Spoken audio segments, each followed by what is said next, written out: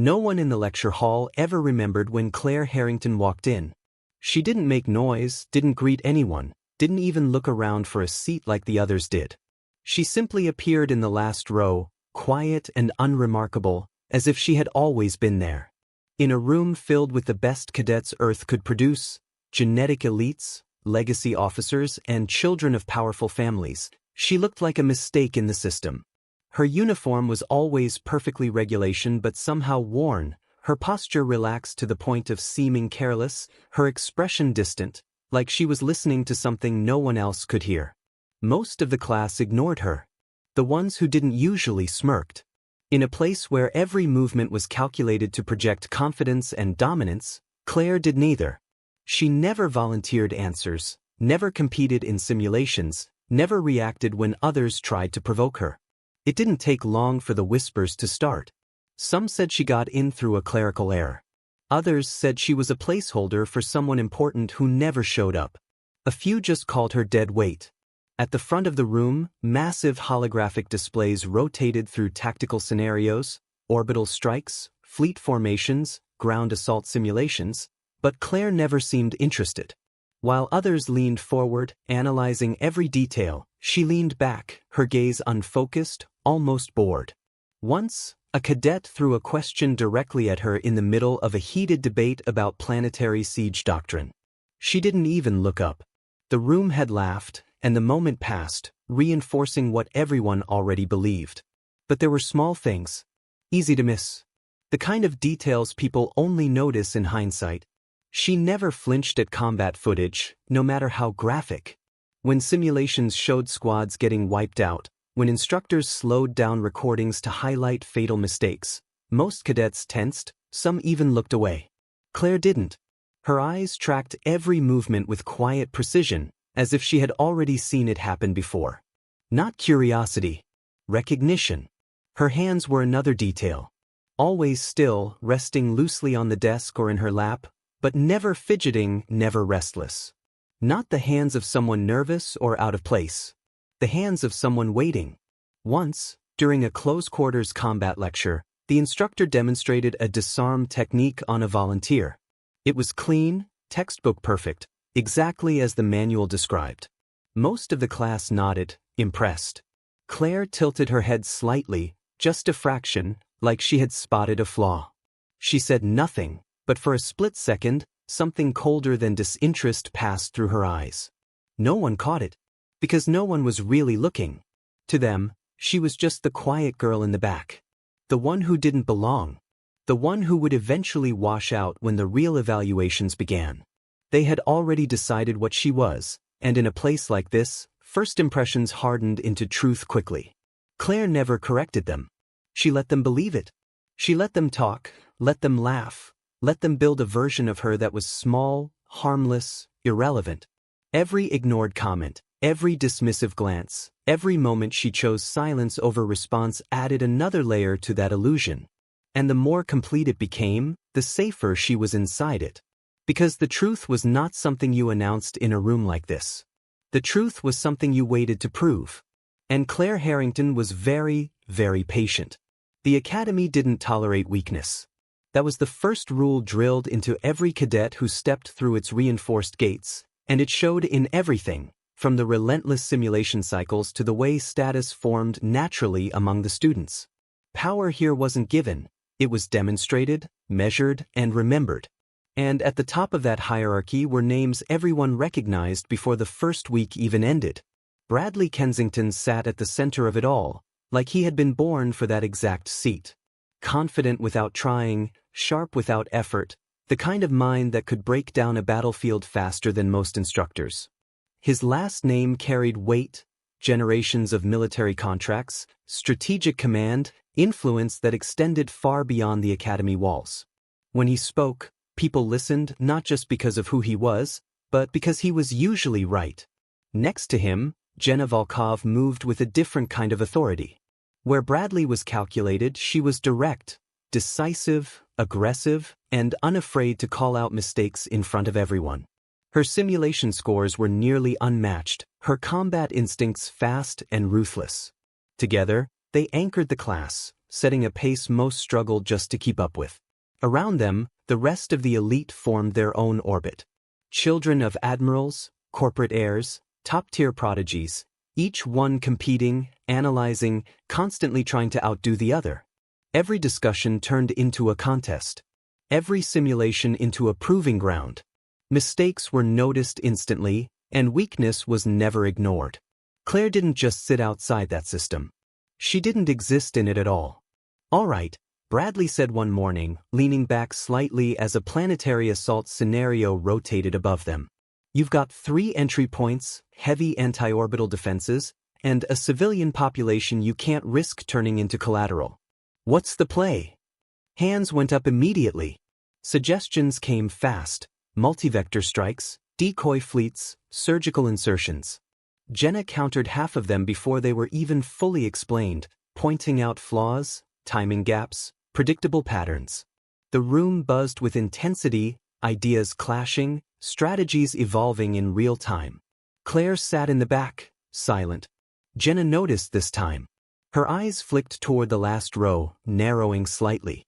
"Harrington," she called out. "You've been real quiet. What's your move?" For a moment, the room shifted. Conversations slowed. A few heads turned, some already smirking, expecting the same non-response they'd seen before. Claire didn't move. Jenna's expression hardened just a little. "What, nothing? You don't have an opinion?" A low chuckle spread through the room.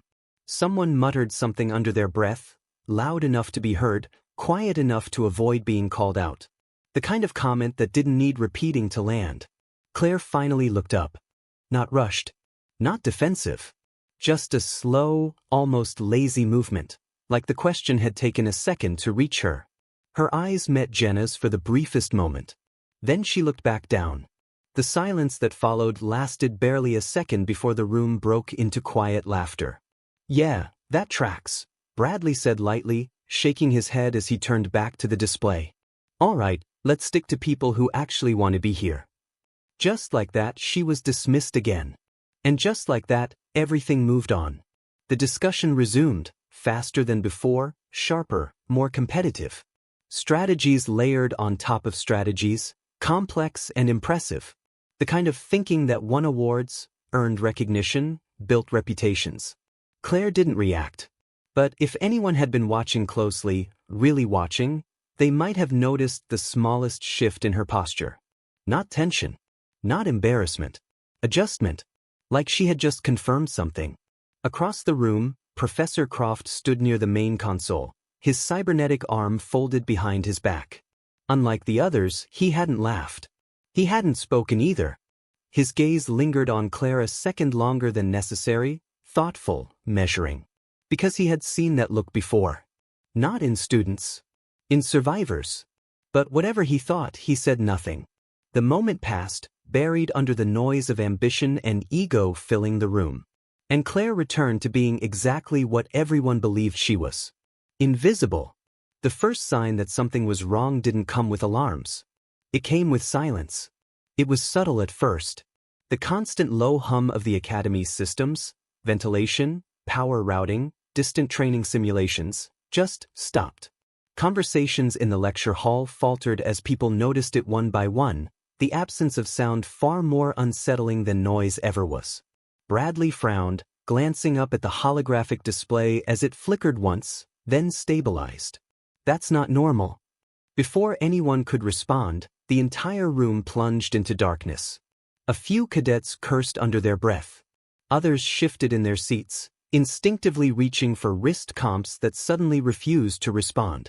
Emergency lighting kicked in a second later, bathing the room in dim red illumination that stretched shadows across the walls.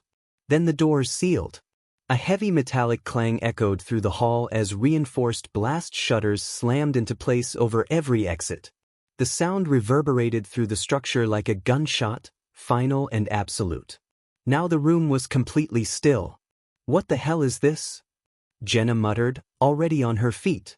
Professor Croft moved instantly, crossing to the main console. His cybernetic arm interfaced directly with the system, sparks of light flickering across the embedded ports as he tried to override whatever had just taken control. "I'm locked out," he said after a second, his voice tight. Full system override. This isn't a malfunction. That was when the first distant explosion hit. The vibration rolled through the building, low and heavy, followed by the faint but unmistakable sound of gunfire somewhere far below. Not simulation fire. Irregular. The room erupted. Cadets stood, voices rising, some moving toward the sealed exits, others demanding answers. Years of training kept it from turning into panic, but the edge was there, creeping in fast. Everyone shut up.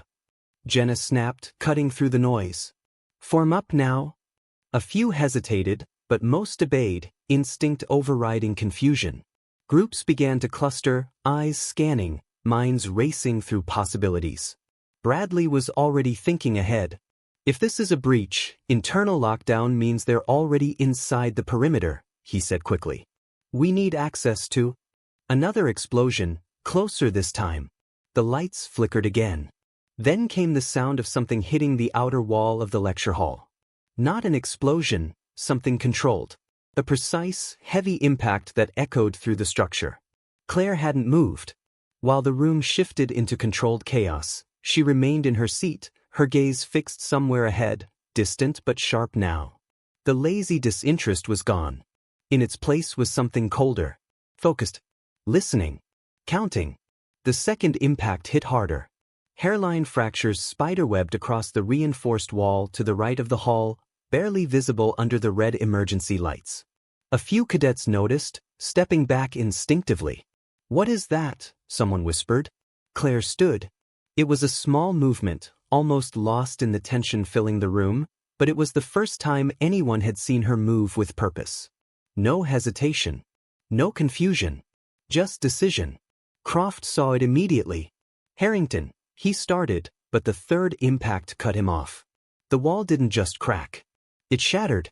A shaped breaching charge detonated with surgical precision, blowing a controlled opening through the reinforced structure. The force knocked several cadets off their feet as dust, smoke, and fragments of composite material blasted inward. Through the haze, dark figures moved. Coordinated. Black tactical armor, visors glowing faintly, weapons already raised as they flowed into the room like they had rehearsed it 100 times. Not soldiers. Professionals. The first shot rang out before anyone could fully react. A stun round slammed into one of the front cadets, dropping him instantly. Another operative moved left, sweeping the room with calculated precision. Down. Everyone down. Croft shouted. But it was already too late for order. The academy had just become a battlefield. And for the first time since the attack began, Claire Harrington smiled, just slightly, like something she had been waiting for had finally arrived. The first wave hit fast enough to break formation before it could even stabilize. Operatives flooded through the breach in perfect coordination, their movements tight, efficient, and completely devoid of hesitation. They weren't spraying fire blindly, they were selecting targets, disabling threats, controlling the room within seconds. This wasn't a raid. It was a surgical extraction. Cadets who tried to resist were dropped instantly with stun rounds or precise strikes that took them out of the fight without killing them. Others froze, training clashing with reality as the situation spiraled beyond anything they had ever simulated. Get down! Croft roared again, dragging one of the nearest students behind an overturned desk as another shot cracked past where his head had been a second earlier. Jenna didn't hesitate. She grabbed the closest cadet, yanking him low while scanning for an opening. They're not here to kill us, she snapped. They're taking control. Professors. Bradley cut in, eyes widening as he tracked the movement of the operatives. They're targeting faculty. He was right. Two of the attackers had already shifted focus, advancing toward the front of the hall where the instructors stood. Their weapons weren't aimed at the cadets anymore. They were locking onto specific individuals. Croft saw it too. Fall back, he ordered, stepping forward instead of retreating, his cybernetic arm powering up with a sharp mechanical whine. One of the operatives fired. Croft moved faster than anyone expected, deflecting the incoming shot with his reinforced limb and closing distance in a single aggressive step. He struck hard, precise, his augmented strength slamming into the attacker's chest plate and sending him crashing into the wall. For a split second, the momentum shifted. Then more operatives poured in. "Too many," Bradley muttered, pulling Jenna back as another wave entered through the shattered opening. The room was collapsing into controlled chaos. And in the middle of it, Claire moved. Not toward the exit. Not toward cover. Forward. Her steps were calm, deliberate, cutting through the confusion like she existed on a completely different timeline than everyone else. While others reacted, she anticipated. While they hesitated, she was already in motion. An operative turned toward her, weapon raising. He never got the shot off. Claire closed the distance in an instant. No wasted movement. No warning. Her hand snapped up, redirecting the barrel just as it fired, the shot discharging harmlessly into the ceiling. In the same motion, she stepped inside his guard and drove her elbow sharply into the side of his helmet. The impact snapped his head sideways, disorienting him for a fraction of a second. That was all she needed. Her knee came up hard into his midsection, right where the armor plates overlapped. The strike wasn't random, it was precise, targeted. The operative folded just enough. Claire took his weapon. Not by grabbing it. By breaking his grip. A twist, a shift in leverage, and the rifle was hers. She didn't pause to aim. She already knew where the next threat was. 2 shots. 2 operatives dropped. Not stunned. Neutralized. For a moment, everything slowed. The nearest cadets stared, frozen, trying to process what they had just seen. This wasn't academy-level combat. This wasn't even advanced training. This was something else. Something real. Jenna's eyes locked onto Claire, confusion flashing across her face. What the? Claire didn't respond. She was already moving again. Another attacker lunged from the side, trying to close distance before she could reacquire a target. Claire pivoted smoothly, letting his momentum carry him forward as she stepped offline. Her hand caught his wrist, guiding, not stopping, the motion, and redirected him straight into the path of an incoming shot from one of his own teammates. The round hit center mass. He dropped instantly. Claire released him without looking. Across the room, Croft saw it clearly now. Not luck. Not instinct. Training. Deep, ingrained, battlefield-level training. And far beyond anything this academy was supposed to produce. "Harrington," he shouted, not as a command, but as a realization. For the first time since the breach, one of the operatives hesitated. Because now they were looking at her differently. Not as a bystander. Not as a cadet. As a problem. And Claire Harrington finally looked like she agreed. The shift was immediate. What had started as a controlled extraction turned into something else the second Claire disrupted their rhythm. The operatives adjusted fast, faster than normal soldiers would, but there was a difference now. Their movements weren't just precise anymore. They were cautious. 2 of them broke formation, angling toward her from opposite sides, trying to box her in while the others continued securing the room and isolating the professors. It was clean, coordinated, exactly how professionals handled an unexpected threat. Claire didn't slow down. She stepped forward to meet them. The first operative fired early, trying to pin her in place. Claire was already moving. She shifted just enough to let the shot pass, closing the gap instead of retreating. Distance was the only advantage they had, and she removed it instantly. She collided with the first attacker before he could adjust. Her shoulder drove into his chest plate, not to knock him back, but to disrupt his balance. Her left hand snapped up under his weapon, forcing the barrel upward as it discharged into the ceiling again. Her right hand followed through, striking the side of his neck at the gap between armor segments. Precise. He dropped. The second operative came in from her blind side, or what should have been her blind side. Claire turned before he even committed, like she already knew. His blade flashed toward her midsection, fast and direct. She caught his wrist mid-strike, stopping it just short of impact. Not with strength, with timing. The motion continued, redirected, her body shifting with his instead of against him. Her elbow drove into his shoulder joint. Something cracked. His grip loosened. Claire took the blade and finished it in one continuous movement, stepping through his guard and striking once, clean and final. He went down without a sound. Across the room, the cadets weren't moving anymore. They were watching.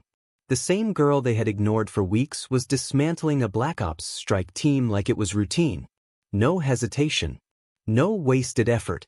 Every motion had purpose, every strike landed exactly where it needed to. Bradley felt it before he fully understood it. This wasn't skill you learned in simulations. This was experience. Real experience. "Who is she?" someone whispered. No one answered. Because no one knew. Near the front, Croft forced another operative back, his cybernetic arms sparking from repeated impacts. He was holding his ground, but barely.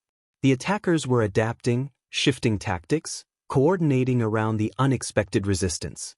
One of them broke off. Not toward the cadets. Toward Claire. This one moved differently. Heavier armor. More controlled. His weapon wasn't raised immediately. He was watching her, analyzing, adjusting with every step. A commander. Claire saw it too. For the first time since the fight began, she stopped advancing. The space between them cleared slightly, the chaos of the room pulling back just enough to leave a brief opening. Around them, the battle continued. Shouts, impacts, the sharp crack of weapons, but it felt distant for a moment. Focused. The operative tilted his head slightly, studying her through the dark visor. "Interesting," he said, voice distorted through the helmet but unmistakably calm. This wasn't in the briefing. Claire didn't respond. Her breathing was steady, controlled. Like none of this had taken anything out of her. The operative stepped closer. "You're not Academy," he continued. "Too efficient. Too clean." The pause. "Who trained you?" Silence. Then Claire moved. Fast enough that even he reacted a fraction too late. She closed the distance in a blur, forcing him to abandon analysis and engage. Their first clash was different from the others. He met her strike, blocked it, countered immediately with a level of precision that matched her own. For the first time, she wasn't ending it instantly. The impact echoed sharp and heavy as their movements collided, skill against skill, both adjusting in real time. Around them, the operatives slowed. Not stopping. Watching. Because now it wasn't just a disruption anymore. It was a fight. And for the first time since they entered the academy, they weren't sure they were going to win. The difference between the others and this one was clear in the first 3 seconds.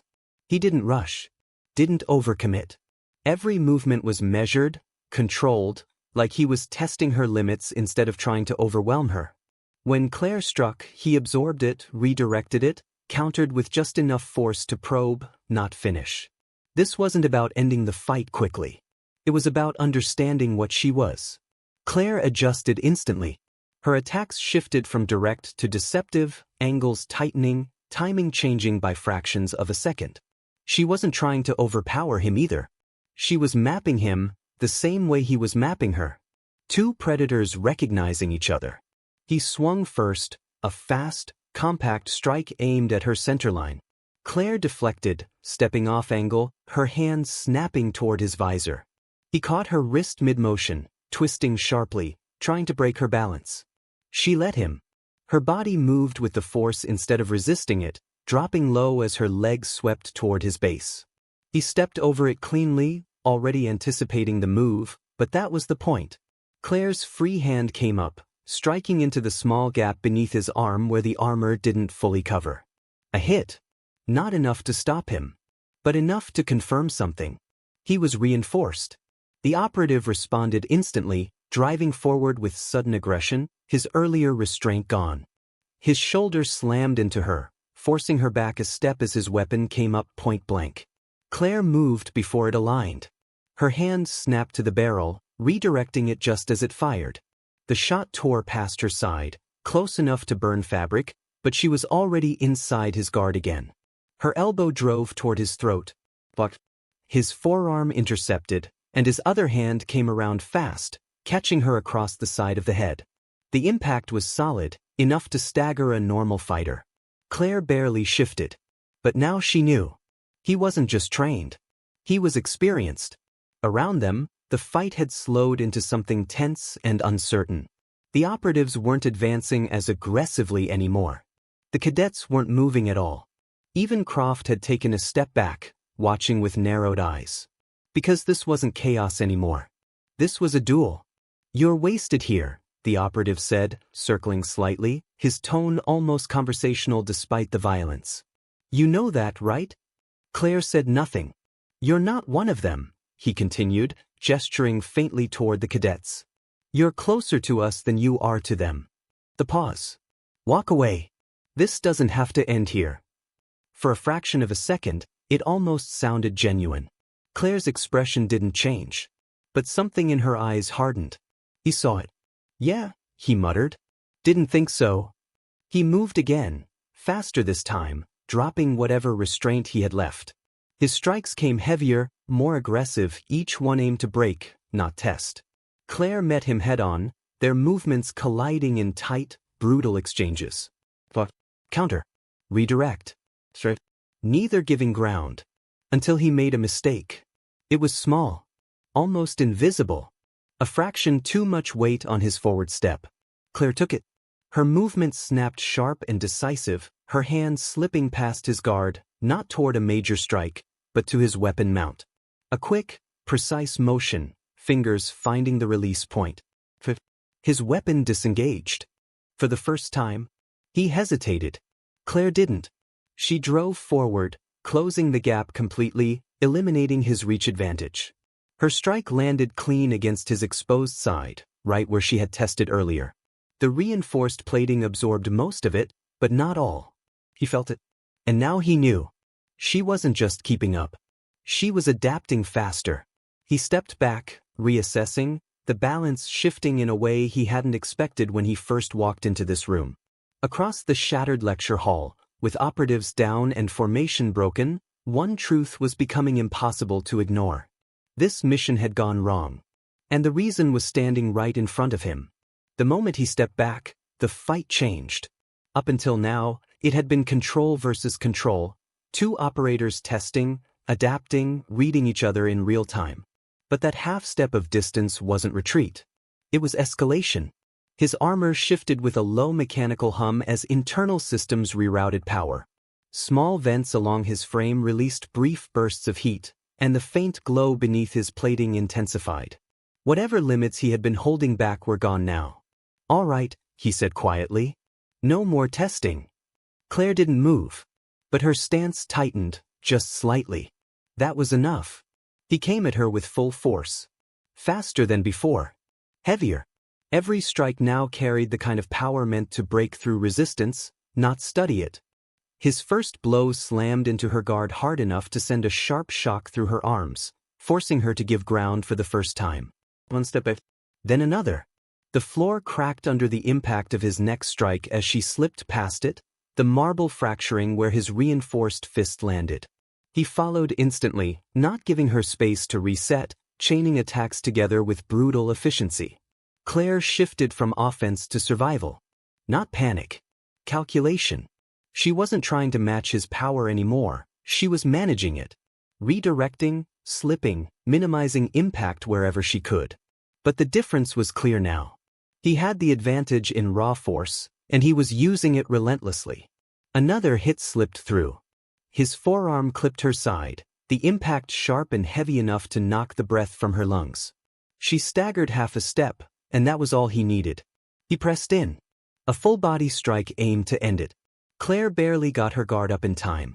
The collision sent a jolt through her frame, forcing her down to one knee as the force transferred through her arms and into the floor beneath her. Cracks spread outward. For the first time, she looked like she might lose. Around them, the tension snapped tight. Jenna took a step forward instinctively. "We have to help." "No," Croft cut her off immediately, his voice low but absolute. His eyes never left Claire. "If we move, we make it worse." Because he saw it. Something the others didn't. Claire wasn't breaking. She was waiting. The operative raised his arm again, preparing to finish it. "You're good," he admitted, almost reluctantly. "Better than expected." The pause. But not enough. Claire lifted her head. Blood traced faintly along her lip, her breathing heavier now, but her eyes were still calm. Not desperate. Not afraid. Focused. "I know," she said quietly. And then, She changed. It wasn't speed this time. It was intent. The moment he brought his arm down, Claire didn't block it the same way. She shifted into it. Closed the distance instead of absorbing the impact, letting the force glance past as she stepped inside his range completely. Too close for power. Too close for advantage. Her hands snapped up, not to strike, but to grab. Not him. His arm. Right at the joint where armor met mechanism. She locked onto it and twisted sharply, using his own momentum against him. The movement wasn't about strength, it was about angle. Precision. Something gave. A mechanical stutter ran through his system, just for a fraction of a second. But that fraction was enough. Claire moved through the opening instantly. Her strike landed clean, direct, exactly where she had been setting it up for the entire fight. Not random. Not reactive. Planned. The operative staggered back for the first time. Not a step. A real loss of balance. Across the room, every remaining operative saw it. Their commander just got hit. That single moment broke more than his balance. It broke the illusion. Until now, the operatives had believed this was contained. Complicated, yes, but still under control. Even as Claire disrupted them, even as bodies dropped, there was an assumption that their commander would stabilize it. That assumption was gone. He recovered fast, too fast for anyone untrained to notice, but it didn't matter. The damage wasn't physical. It was psychological. Because now they had seen it. He could be hurt. Claire didn't give him time to reset. She pressed forward immediately, not with reckless aggression, but with calculated pressure. Every movement now had direction, each strike flowing into the next, forcing him to react instead of dictate. The rhythm of the fight had flipped. He blocked the first hit. Barely. The second forced him back a step. The third. He didn't fully stop. The impact landed against the same weakened point she had exposed earlier, sending a visible jolt through his frame. His systems compensated, armor adjusting, but it was reactive now, not proactive. Claire stayed inside his range. Too close for him to fully use his strength. Too fast for him to regain control. Across the atrium, the remaining operatives began to shift uneasily. Their formation, once tight and disciplined, showed cracks. Some moved toward their commander, instinctively trying to reinforce. Others hesitated, caught between orders and uncertainty. Hold positions, one of them barked, but the authority in the command wasn't as solid as before. Because something was happening that hadn't been accounted for. They were losing momentum. The commander drove forward suddenly, forcing space with a heavy strike that Claire couldn't fully avoid this time. The blow clipped her shoulder, spinning her slightly offline. He used the opening instantly, trying to reassert dominance. His next attack aimed straight for center mass. Claire adjusted mid-motion. Her foot pivoted, her body turning just enough to let the strike pass, and in that same movement she reached down, not to attack, but to retrieve the fallen weapon at her feet. The one she had taken earlier. She brought it up in one smooth motion. Not to fire. To control space. The commander saw it and reacted immediately, shifting his angle, trying to close before she could use it effectively. But again, he was reacting. Not leading. Claire fired once. Not at him. At the floor between them. The impact shattered the already damaged marble, sending debris and dust upward in a sudden burst that obscured vision for a fraction of a second. For anyone else, it would have been chaos. For Claire, it was cover. She moved through it without hesitation. By the time the commander pushed through the dust, she was already there. Inside his guard. This time, there was no testing. No probing. Her movement snapped sharp and final, targeting the exact structural weakness she had been building toward since the start of the fight. Her strike landed with full commitment, driving into the compromised joint of his system. Something failed. Not completely, but enough. His arm dropped half a fraction slower than it should have. His stance lost stability. And in a fight at this level, that was everything. Around them, the operatives broke. Not in panic, but in realization. This wasn't a mission anymore. This was a collapse. Claire stepped back just enough to reset her position, her breathing controlled despite the strain, her focus locked entirely on him. The commander steadied himself, systems recalibrating, but there was something new in his posture now. Not hesitation. Not fear. Recognition. He understood what she was. And more importantly, he understood he might not survive her. Across the shattered atrium, with rain beginning to leak through the fractured structure above and alarms echoing through the halls, the balance had fully shifted. The quiet girl in the back row wasn't surviving the attack. She was ending it. The shift didn't go unnoticed. The moment their commander faltered, the remaining operatives made a decision, not spoken, not ordered, but understood. This was no longer about clean execution or controlled extraction. It was about containment. Two of them broke toward Claire simultaneously, abandoning their previous assignments. Another redirected suppressive fire toward Croft and the cadets, forcing them back and cutting off any chance of interference. They weren't trying to win anymore. They were trying to stop her. Claire saw it instantly. 3 angles. Converging. Limited space. No clean exit. She didn't retreat. The first operative reached her position, weapon already raised for close quarters discharge. Claire stepped into him before he could fire, her hand snapping to the barrel, forcing it wide as the shot tore past her shoulder. In the same motion, her knee drove upward into his centerline, folding him just enough. She finished it without looking. Because the second one was already there. His blade came in low, fast, aimed to catch her mid-transition. Claire shifted, but this time it wasn't perfect. The edge grazed her side, slicing through fabric and drawing blood. She didn't react. Didn't even acknowledge it. Her counter came instantly, sharp and efficient, forcing him back a step, but not down. He recovered fast, better than the others had. Focused. The third operative didn't rush. He stayed at range, weapon steady, tracking her movements, waiting for a clear shot that wouldn't risk his teammates. It was disciplined. Dangerous. Claire adjusted her positioning subtly, keeping the 2 close-range attackers between herself and the shooter. Every movement now had multiple purposes: defense, offense, and line-of-sight control all at once. The pressure increased. The first operative recovered enough to re-engage, coming at her from the side while the second pressed from the front.